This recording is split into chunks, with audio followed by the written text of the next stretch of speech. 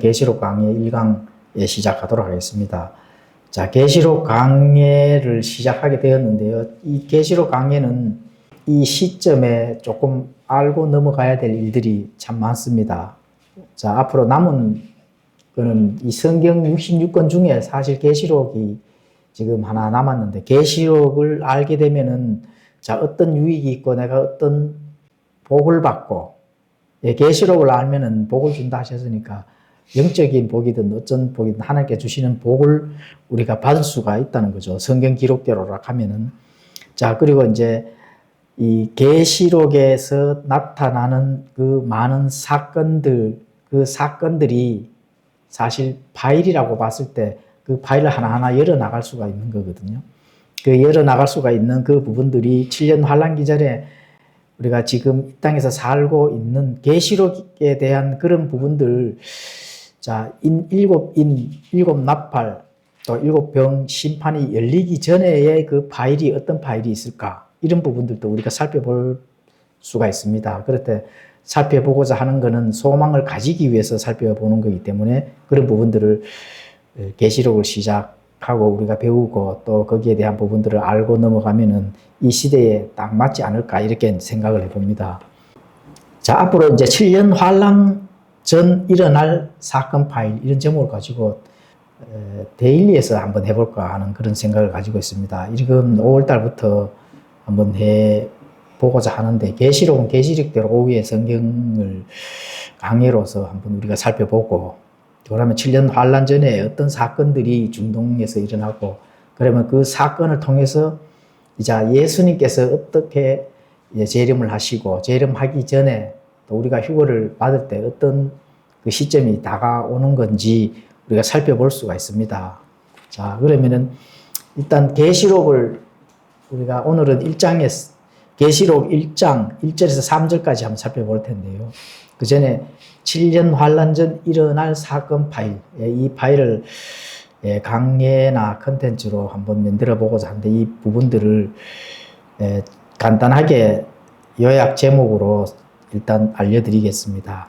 자, 첫 번째, 엘람의 재앙이 있습니다. 엘람의 재앙. 엘람은 지금 오늘날 이란입니다. 자, 엘람에 이어서 이 용어가 국가명이 페르시아로 되어 있죠. 페르시아. 그리고 페르시아가 자 이란으로 되어 있고, 이거는 예레미야 49장 34절에서 39절을 읽어보면은 잘 기록이 되어 있습니다. 그러면 지금 현재 트럼프 대통령이 이란을 지금 항복까지 받아내는 그런 뉴스까지 보게 되었거든요. 그러면 과연 이란이 어떻게 앞으로 될 것인지, 이게 시간표입니다. 중동의 시간표. 왜냐하면 하나님을 대적하는, 또 성경 안에서 또 하나님께서 미리 대언을 해놨는 이런 부분들을 살펴보면은 자, 때가 정말 어떻게 될 것인지 이런 부분들을 알 수가 있습니다. 자, 이란 본토, 지금 부셰르 원전 지역에 타격을 했죠, 트럼프가. 그렇다면 지금 뉴스는 뭐 잠잠한데, 인터넷이나 이런데 뉴스를 보면은 지금 방사능이 어떻게 된다는 것을 굉장히 염려하고 있습니다. 자, 그래서 이란의 핵 위협이 제거되고 또 이란 혁명 수부대가 지금 괴멸된다 하면은 이스라엘의 안보 위협 중에 하나가 이제 사라지게 되는 거겠죠, 당연히.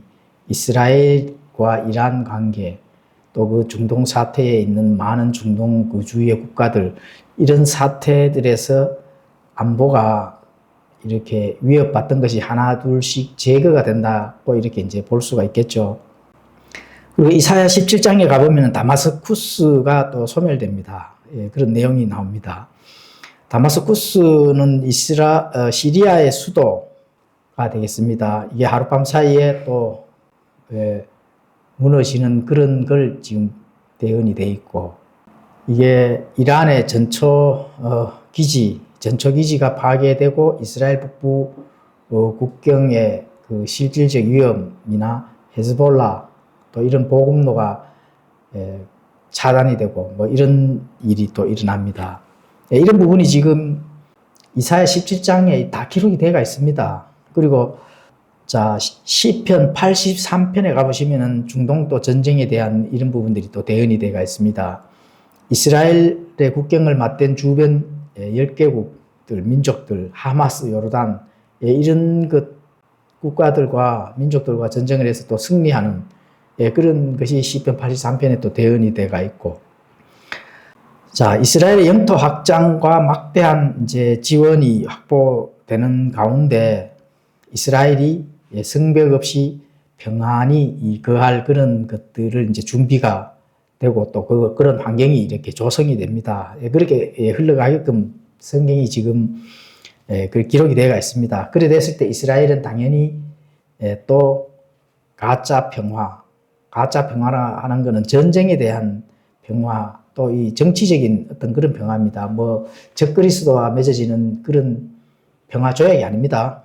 그런 평화가 왔을 때 데살로니가전서 5장 3절 보면 기록이 되어 있죠. 평안하다, 안전하다고 외칠 때 이제 이스라엘은 세상 문화와 타협을 하고 또 세상 문화와 극도로 빠지고 또 교만한 어떤 그런 목이 뻣뻣한 것이 또 극도로 올라가게 되어 있습니다. 왜냐하면은 이스라엘이 미국을 등지고 지금 계속적으로 승리를 하고 있기 때문에 그렇거든요. 자, 그래 됐을 때 제3성전이 준비가 되고 또 종교 통합이 또 가속화됩니다. 아브라함의 협정, 아브라함의 집, 이런 부분들이 아랍에미레이트 안에 지금 세워져 있는 것이 가속화돼서 종교 통합이 된다. 이렇게 됐을 때 하나님을 의지하는 것이 아니겠죠. 당연히 자, 종교 통합, 가짜 평화의 속에서 이제 시작되는 그런 일들이 이제 드러나면서 또 이스라엘이 자신들의 군사력을 또 믿고 자신들의 군사력을 믿고 거기에 의지를 하게 되는 거죠. 그게 하나님과 점점 더 이제 멀어지는 그런 일들이 이제 일어납니다. 자, 에스겔서 38장에 또 가보시면은 북방연합군 곡과 마곡이 나오죠. 마곡, 러시아입니다. 러시아. 또 페르시아가 이끄는 연합군에 이스라엘 침공이 있는데 이란이 되겠죠. 이란, 오늘날 같으면. 자, 이런 게 이스라엘을 침공을 하는 그런 것이 에스겔서 38장에 또 기록이 되어 있고, 이럴 때 하나님께서 이스라엘의 그 교만 높아지고 또 하나님을 의지하지 아니하는 그런 것들에 대해서 이제 하나님께서 서서히 매를 드는 그런 부분들이 이제 일어나고 또 시작되게 됩니다. 그래서 이 사건을 통해 이스라엘이 다시 하나님께 이제 주목하게 된다 하는 그런 부분들, 이런 부분들이 역사적으로 반복이 되어 있죠. 에스겔서 또 이사야서 이런 거 보면은 과거에 이미 아마 많은 부분 전쟁을 통해서 나타난데 그런 부분들이 또 이 마지막 때에 우리가 눈이 열려서 깨어 있으라 하는 그런 부분들로 이 역사는 그대로 또 이어진다, 이렇게 이제 볼 수가 있습니다. 자, 에스겔서 39장 9절에 가보시면은 7년간 태워지는 무기라는 말이 나옵니다. 자, 7년간 태워지는 무기다. 그렇게 되면은 7년 환란기 전에 자, 곡과 마곡 전쟁, 그렇죠.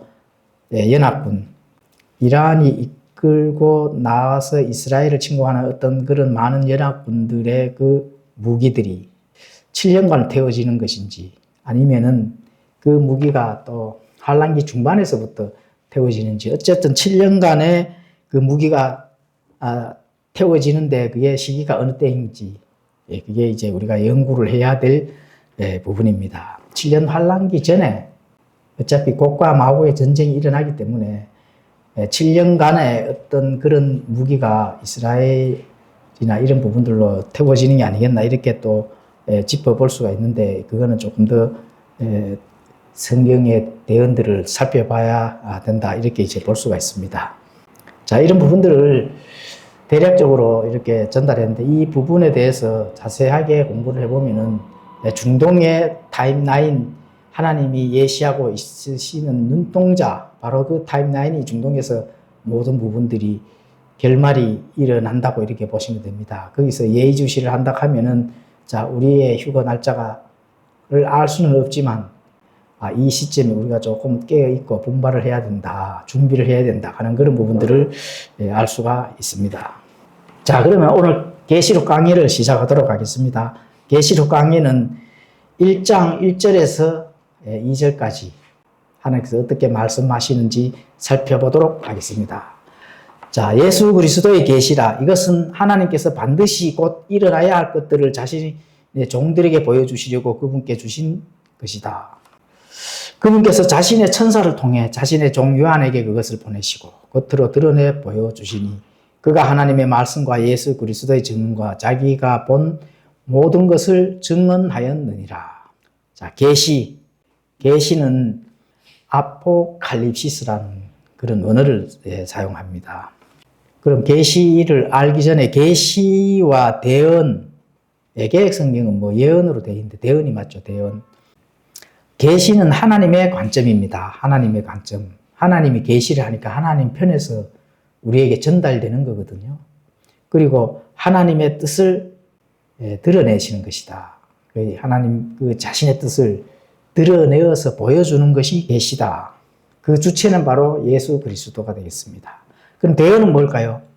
대언은 인간의 관점에서 하나님의 말씀을 전달받고 그대로 사람들에게 이제 전달해 주는 거. 이거는 대언이라고 합니다. 이 매개체는 바로 사도 요한이 되겠습니다.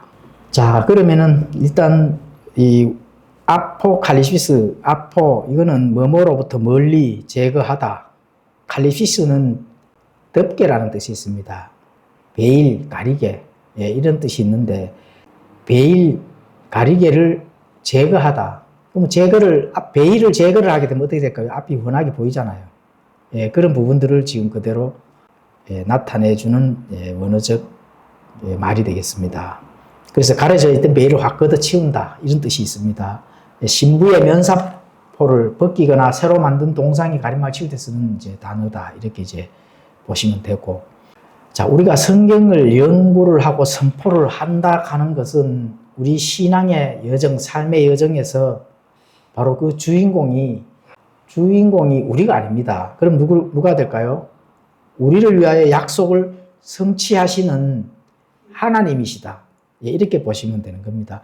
성경을 연구하고 선포한다는 것의 그 중심은 바로 약속을 성취하시는 하나님을 연구를 하고 또 그 연구를 선포를 한다는 거죠. 그래서 우리를 위해 약속하신 하나님께서 우리를 위해서 어떻게 약속을 성취하시는 건지 이거를 추적하는 과정이다. 이렇게 보시면 되는 겁니다. 성경 연구 또 그 선포를 한다는 것은 하나님이 약속해 주신 것이 있는데 그 약속을 어떻게 성취해 나가는 그 과정이 되는 건지를 우리가 어떻게 해요? 추적한다. 이게 이제 굉장히 중요한 말이 되겠습니다. 그래서 약속을 추적하는 과정을 통해서 우리의 무기력함도 깨닫고 또 하나님께서 하시는 그 놀라운 일들을 보면서 우리가 깨닫고 통회하는 마음을 더욱 가질 수 있도록 해야 된다. 이게 계시입니다. 그렇죠? 깨닫고 통회하는 마음. 사람이 할 수 없는 일을 하나님께서 하시기 때문에 그렇습니다. 자, 그래서 계시 안에서 반드시 곧 일어나야 할 것들을 이렇게 말씀합니다. 반드시 곧 일어나야 할 것들. 그 반드시 일어나야 된다 하는 거는 반드시란 말이 들어간다 하는 거는 내가 미리 얘기를 했지만은 만약에라는 것이 들어가지 않는다는 거죠. 아마도 이런 거하고 반대되는 개념이다. 만약에 그럴 것이다. 이게 아닙니다. 반드시 일어난다는 거죠.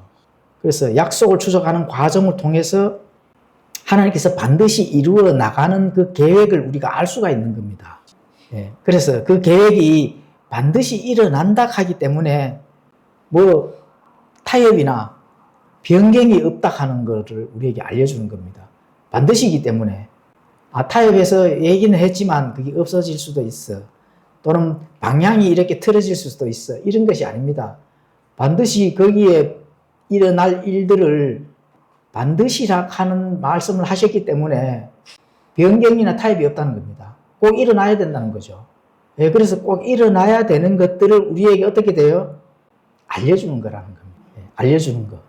그걸 우리가 추적해 나가는 겁니다. 맞죠? 자, 그리고 반드시 일어나야 될 것들을 어떻게 해 주실까요? 겉으로 드러내 보여주신다는 겁니다. 겉으로 드러내 보여주신다. 겉으로란 말씀을 또 이렇게 하셨네.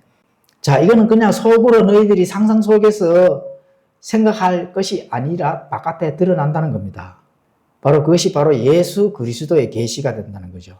그래서 초림 때 고난을 받으셨던 그런 예수님이 아니라 심판주의자 왕으로 등극하시는 예수님의 진짜 모습, 그 영광을, 그 영광이라 하는 베일을 벗겨서 보여주신다는 겁니다. 자, 영광은 우리가 뭐 지금 한 번도 본 적 있어요?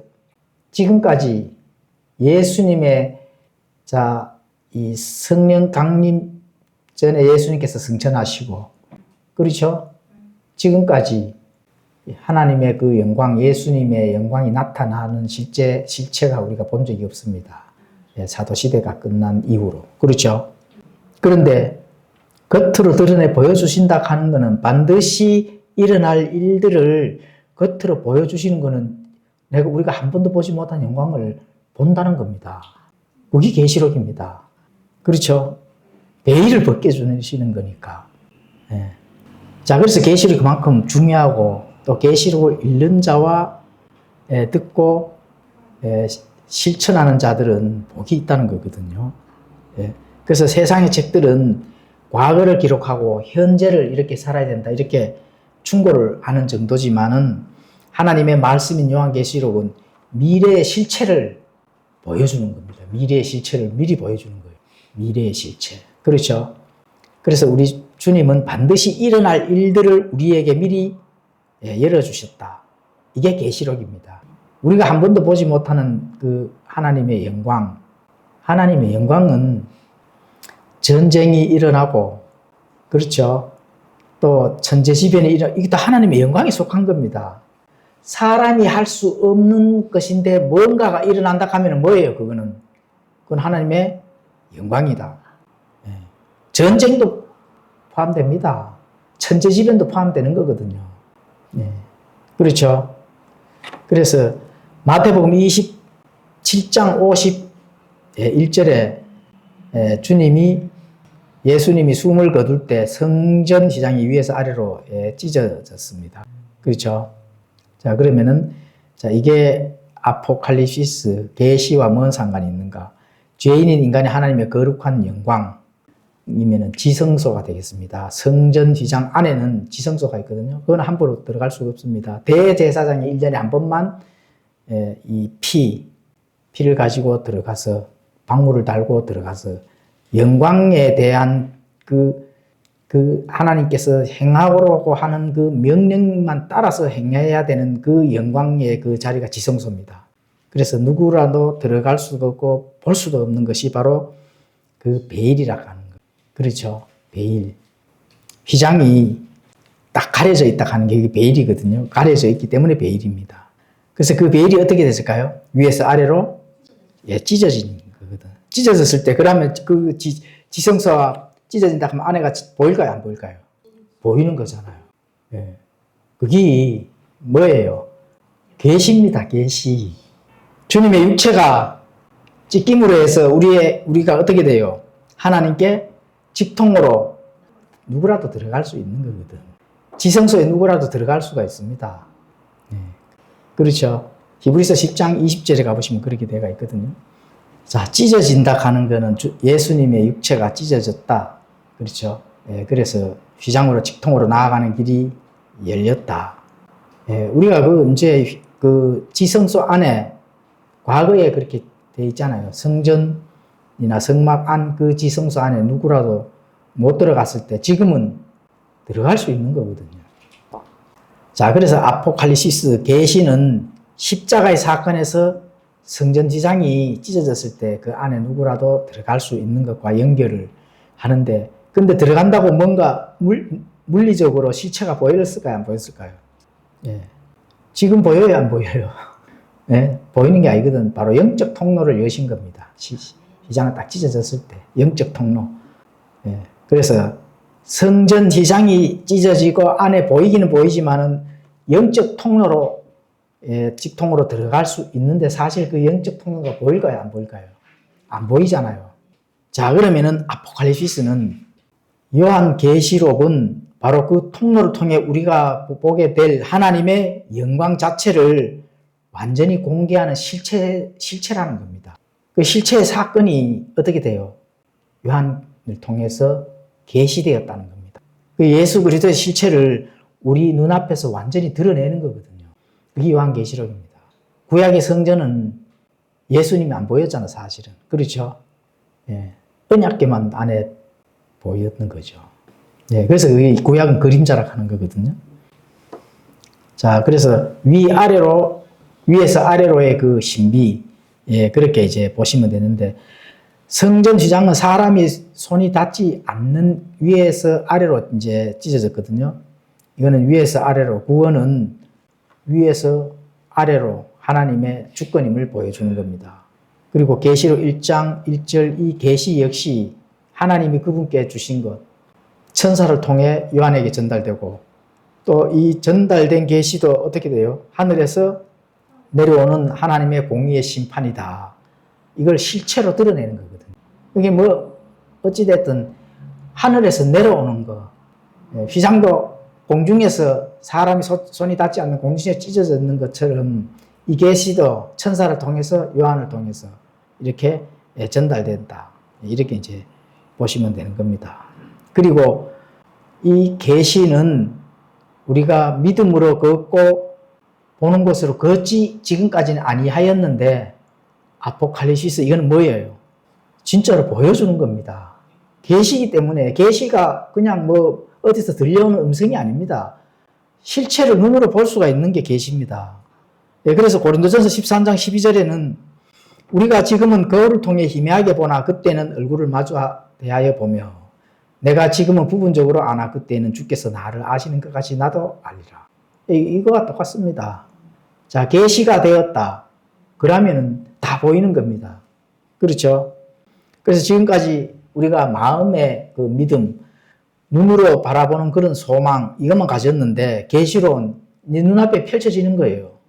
예, 믿음이 역사적 사건으로 펼쳐지는 거예요, 지금. 그 실체가 펼쳐진다, 이렇게 보시면 되거든요. 그게 계시입니다. 그러니까, 왜 복이 되는지 슬슬 이제 이해 가시죠? 왜냐면, 우리가 지금 마음으로, 믿음이 마음으로 또 소망으로만 있던 것이 실체가 다가와서 보여지고 그 실체 속으로 우리가 들어갈 수 있다 하는 거니까 어떻게 돼요? 또 복이 되는 거죠. 네? 그게 복입니다. 자, 3절은 이 대언의 말씀들을 읽는 자와 듣고 그 안에 기록된 그것들을 지키는 자들은 복이 있나니 이는 때가 가깝기. 이제 복이 있나니 가잖아요, 복이. 그렇죠? 읽는 자, 듣고 그 안에 기록된 그것들을 지키는 자들. 자, 읽고 지키는 자들에 대해서 한번 공부를 해보도록 하겠습니다. 자, 이 계시록의 저자, 그렇죠? 요한이 되겠죠. 그리고 이 책을 읽고 듣는 자에게는 복이 있다고 말할 때는 그 안에 있는 내용이 아주 유익하고 유용한 교훈이 되는 거기 때문에 그렇습니다. 예, 실체가 다가오는 것을 우리가 바로 알 수가 있기 때문에 그렇거든요. 예, 아무런 의미도 없는 뭐 개신교에서 보통 해석을 하는 상징, 비유 이걸로만 한다 하면은 상징은 실체가 될까요, 안 될까요? 안 되죠. 그게 문제가 되는 겁니다. 666 진순표가 뭐 네로 황제에다 이렇게 해서 실체를 없애버리잖아. 예, 그러면 큰일 납니다. 자, 짐승표, 666 짐승표 이런 것도 다 하나님의 역사 안에서 7년 환란기 안에서 이루어지는 실체입니다. 실체. 실체가 다가오고 있다 하는 것을 우리가 안다 하면 당연히 복이죠.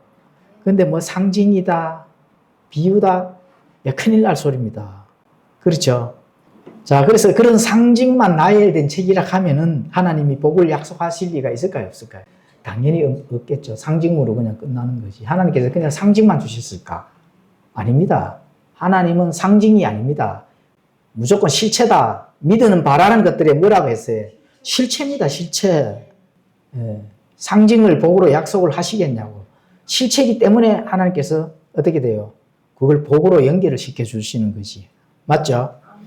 자, 지키는 자의 복, 마음에 간직하고 삶으로 준수를 해야 되는 겁니다. 지킨다 하는 거는. 지킨다 하는 건 내가 정말 지키기 위해서 실천까지 나아가 주는 거에 지키는 거거든요. 자, 지킨다 하는 거에 대해서는 두 가지 면을 한번 짚어볼 수가 있습니다. 먼저 이 기억을 해야 됩니다. 기억. 내 이 전두엽에 하나님의 말씀을 심어놨다 하면 항상 기억을 하고, 장래 일들에 대한 소망을 항상 머릿속에 잘 간직하면서 그거에 따라서 그 길을 가야 된다. 소망을 두었다 하면은 그 소망에 합당한 길을 걸어가야 된다는 거거든요. 그리고 그 길을 걸어가는 것이 순종입니다. 진리와 의무로 요구된 것들을 삶에서 어떻게 돼요? 실천을 해야 되는 거거든요. 그래서 아는 것만 해서는 안 된다. 지식에서 머무르면 안 되거든요. 지식이 아니라 그 지식이 녹아서 내 삶에서 바깥으로 드러나야 되는 그 삶. 그게 실천이다. 그게 복 있는 자가 지켜야 된다 하는 의미가 바로 거기서 나오는 겁니다. 자, 시편 19편 11절의 말씀처럼 그것들을 지킴으로 큰 보상이 따릅니다. 이렇게 되어 있거든요. 자, 시편 19편 11절 주의 종이 또한 그것들에 의해 경고를 받나니 그것들을 지킬 때에 큰 보상이 있나이다. 그렇죠. 그래서 그것들을 지킴으로 큰 보상을 하나님께서 주신다는 거거든요. 지켜야 된다 하는 그 이제 이해가시죠? 지키는 자는 복이 있다 하니까 지키는 거는 뭐 어떻게 지켜? 말씀에 순종을 해 나가는 그 삶에서 드러내는 그 삶이 지키는 거다. 그렇죠? 그럼 왜 지켜야 될까? 이걸 한번 살펴보도록 하겠습니다. 왜 지켜야 될까? 때가 가깝기 때문에 지키는 겁니다. 진짜 때가 가까워졌거든요. 예수님이 다시 오시겠다고 약속하신 시간이 한 2000년이 넘었거든요. 이 긴 기간이 지났는데 어떻게 이게 때가 가깝다. 자, 2000년 전에도 때가 가깝고 1000년 전에도 때가 가깝고 지금으로부터 100년 전에도 때가 가깝다는 말이 계속 있었거든요. 그러면은 오늘날에는 정말 때가 가까웠을까? 정말 때가 가깝기는 맞는데 이 때가 가깝다는 말을 의미를 잘 살펴야 됩니다. 때가 가깝다는 말은 내일이 일어날 수도 있다는 말을 전제로 해서 신앙생활을 해야 되거든요. 그렇게 됐을 때 이 세상에 너무 깊이 뿌리가 박히지 않도록 막아주는 역할을 합니다. 때가 가깝다 하는 거는. 이 세상에 미리 깊게 뿌리가 박혀 있으면 어떻게 돼요? 휴가 받을 수 있을까 없을까? 사실 없거든요. 항상 때가 가까워야 되거든. 1000년 전에도 때가 가까워야 되고 2000년 전에도 때가 가까워야 되거든요. 사도시대 때 예수님의 제자들은 1, 2년 안에 예수님께서 오실 줄 알았다는 거예요. 그 정도로 그 기다림의 그 날짜를 하루하루 세어가면서 신앙생활을 했다. 그러니까 그 순교를 할 수 있는 그런 믿음의 그 힘이 거기서 나타나는 거거든요. 그렇죠? 그런데 그 시간이 벌써 아마 2000년이 지나버렸지만은 많은 사람들이 때가 가깝다 하는 그 소망을 가지고 세상에서 깊게 뿌리를 박지 않았다는 거예요. 그게 믿음의 이 선진들이 신앙의 여정을 걸어온 발자취입니다. 순교도 할 수 있고 화형을 당하는 것도 마다하지 아니하고 또 사자밥이 되는 것도 마다하지 아니하고 그렇죠. 종교 재판에 가서 내가 믿음의 고백을 담대하게 할 수 있는 그 믿음의 선진들이 견딜 수 있었던 것은 때가 가깝기 때문에 소망을 가졌다는 겁니다. 그래서 그런 믿음의 뿌리를 깊게 이 세상에서 박지 말고 하나님 편으로 깊게 박아야 된다. 이걸 알 수가 있습니다.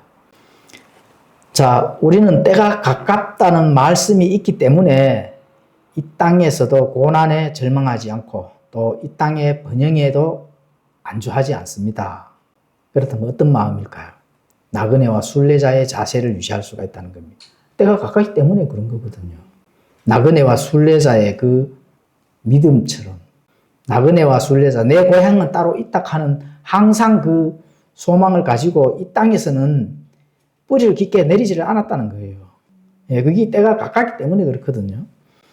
그래서 그런 부분들을 우리가 게으른 은둔자로 만드는 것이 아니라 가장 성실하게, 가장 활발하게 하나님의 말씀을 실천해 나가는 그런 청지기로서의 삶의 여정을 갖다. 이렇게 이제 볼 수가 있습니다. 그냥 은둔자 생활하고 나홀로 생활하고 그렇죠. 그저 좋은 게 좋아서 하하 호호 뭐 재미있게 뭔가를 하는 이런 것이 아닙니다. 가장 성실한 청지기의 그 삶으로 살아갔다 하는 것은 때가 깝찼다 하는 걸 항상 염두에 두고 그렇게 신앙생활을 했다는 거거든요.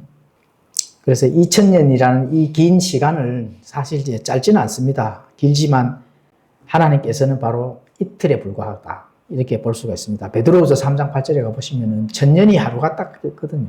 그럼 2000년이면은 이제 겨우 이틀 지난 거거든요. 하나님 편에서는. 그렇죠. 그렇게 긴 기간은 바로 소망이라 하는 우리에게 하나님의 그 왕국, 하나님의 왕국, 예수님을 만나고 또 아버지 하나님을 만나는 그 소망을 가진다 하는 것은 그렇죠. 바로 그리워하는 하나님의 왕국을 얼마만큼 그리워하면서 이 땅에서 살았느냐 하는 그 그리움의 전략이다. 이렇게 이제 볼 수가 있습니다. 그래서 하나님은 이 긴 시간 동안 우리가 아버지의 집을 간절히 그리워하기를 하나님 원하시거든요. 결국은 그게 어디서 연결되느냐. 하나님을 그리워하는 거, 하나님의 왕국을 그리워하는 거, 아버지의 집을 그리워하는 그 간절히 그리워하는 그 마음, 그 속을 하나님께서는 원하신다. 그래 하나님 만났을 때 반가울 거잖아요. 그렇죠?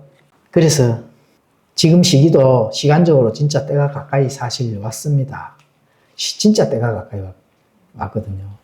뭐 소망, 그리움 다 좋은데 실제 타임라인이 가까워졌다 하는 그런 부분들을 알 수가 있습니다. 데살로니가전서 5장 2절에서 3절에 가보시면은 주의 날이 밤에 도둑같이 그렇게 오는 줄을 너희 자신이 완전히 아느니라. 그들이 평안하다 안전하다 하고 말할 때에 아이 벤 여자에게 해산의 고통이 닥치는 것 같이 갑작스러운 파멸이 그들에게 닥치나니 그들이 피하지 못하리라. 주의 날이 밤에 도둑같이 그렇게 오는 줄을 누구는 안다겠죠? 너희 자신이거든요. 그럼 뭐 사도들 또는 밑에 사도 바울이 전달하는 그 교회를 보고 말씀하는 겁니다. 그렇다면은 우리도 알아야 되거든요. 어떻게 알아야 될까? 평안하다, 안전하다, 꼭 외칠 때가 있다는 겁니다. 평안하다, 안전하다. 평안하다, 안전하다 하는 그런 외칠 때가 이제 곧 사실 오거든요. 지금은 평안하다, 안전하다는 아니잖아요. 경제가 무너지고 전쟁이 일어나고, 그렇죠. 국가, 민족들, 이런 거 지금 모든 그 안 좋은 것들이 뉴스로 지금 나오잖아요. 이런 부분들이 이제 앞으로 조금만 더 지나가면 평하다, 안전하다가 또 됩니다. 예, 그렇거든요. 그럴 때 아이 벤 여자의 해산의 고통이 닥친 것 같이 갑작스러운 파멸이 그들에게 가는 겁니다. 우리에게 오는 게 아니고요. 누구에게 간다고요? 그들에게 닥친다. 평안하다, 안전하다 할 때 그들에게 닥친다. 그들은 유대인이 될 수도 있고 또 이 땅에서 이제 전쟁도 그치고 좀 먹고 살만한가? 좋구나. 이래야지. 이렇게 살아가는 게 좋은 거지. 이렇게 되는 그들에게 어떻게 돼요? 닥친다는 겁니다.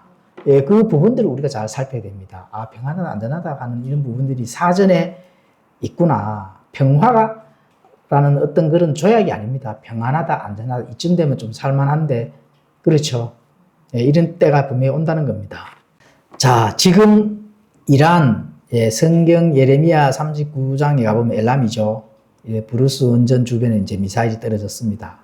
다마스쿠스가 또 풍전 등화 위기에 또 놓여 있고, 중동의 그 연결된 고리들, 그렇죠. 중동 지방 이 국가들, 이런 적들이 정리되고 나면 세상은 잠시 이렇게 평화가 온다. 이런 것이 에스겔서나 이런 데 보면은 예언이 되어 있습니다. 그런 물리적인 징후, 또 이스라엘이 또 아브라함 협정, 아랍에미레이트 거기에 협정을 해놨거든요. 이런 것을 이제 종교 통합으로 이제 완성시키고 또 주변 테러 집단이나 이런 부분으로 또 자유로워지고 이렇게 됐을 때 성벽과 빗장을 치우는 그 순간이 바로 성경이 말하는 가장 위험한 물리적인 정점이다. 이렇게 이제 보는 겁니다. 종교 통합도 되고 세상이 하나가 되는, 그렇죠. 뉴월드 오더. 이래 되면은 좀 세상이 사는 것이 좀 좋아지려나, 그렇죠. 가만히 일 안 해도 뭐 다 이렇게 살 수 있도록 해주고 또 이런 부분들이 돼 있다는 겁니다. 그리고 이제 경제가 좋아지고 또 평화의 어떤 그런 조약이 또 뉴스에 또 터지고 그렇죠. 이렇게 돼 있다 하는 거는 뭘까요? 네, 갑작스러운 파멸이 문 앞에 다가온다 하고 이런 걸 우리는 깨달아야 됩니다. 여기서 물론 이제 뭐 평화 이런 거는 군사적 승리로 쟁취한 지정학적 평화입니다. 예, 적그리스도가 등장하는 뭐 적그리스도가 이렇게 7년 평화조약하고 이런 건 아니고 그래서 이런 것들을 조금 이제 살펴보게 되면은 우리가 이제 정말 소망을 가져야 되는구나. 그렇죠. 소망을 가지고 정신을 바짝 차리고 신앙생활을 해야 되는구나. 예. 하나님께서 이제 그 하나님의 경륜, 교회를 데려가시는 그 환난 전에 휴거받는 그런 간절한 소망을 가진 자들은 반드시 하나님을 만나는 그런 사건이 일어나는 겁니다. 그래서 우리가 물리적인 위협도 사라지고 이제 우리는 안전하다고 믿게 되는 그런 상태. 자, 에스겔서 38장 11절에 가보시면 그렇게 기록이 되어 있습니다. 그래서 우리가 종말론, 계시록 이런 부분들을 연구를 하고 복음을 전달해야 되는 이유는 바로 데살로니가전서 5장 2절에 가보시면은 그러나 형제들아 너희는 어둠 속에 있지 아니하므로 그날이 도둑같이 너희를 덮치지 못하리라. 우리는 어둠 속에 있지 않다 하는 그런 부분들을 우리는 알잖아요. 그렇죠. 어둠 속에 있는지 정말 어둠 속에 있지 않은지 이 분별하지 못한다면은 그날이 도둑같이 임한다 하는 그분들 반드시 깨달아야 됩니다. 우리가 복음을 이제 마지막 타임라인에 그 하나님의 대언들을 부지런히 좀 전달을 해야 될 필요성은 어둠 속에 있는 자들의 위치를 좀 최대한으로 옮겨주고 해야 될 일들을 감당해야 되잖아요. 신실한 청지기의 역할을 잘 해야 된다고 하는 그런 부분들을 계시록 1장 1절에서 3절까지 바로 그 말씀입니다. 도둑같이 그들에게 덮치지 않도록 깨어서 준비되어서 예수님을 만날 수 있도록 그렇죠. 환난기에 들어가서 괜히 내가 제대로 그때 들었더라면 물론 자신들의 책임은 자신들에게 다 돌아갈 것이지만은 바르게 전달하지 못한 책임도 하나님께서 분명히 그 책임을 묻는다고 하는 거. 이걸 기억을 하면서 우리가 종말에 나타날 일들 또 우리가 신실한 청지기로서의 그 역할을 잘 감당해야 해야 될 그 일들을 알고 부지런히 계시록 또 하나님께서 앞으로 해야 될 일들을 연구하고 복음으로 잘 전달해야 된다. 이런 부분들이 우리가 아직까지 해야 할 일이 남았는 게 바로 거기에 있는 겁니다. 이해가시죠? 기도하고 마치겠습니다.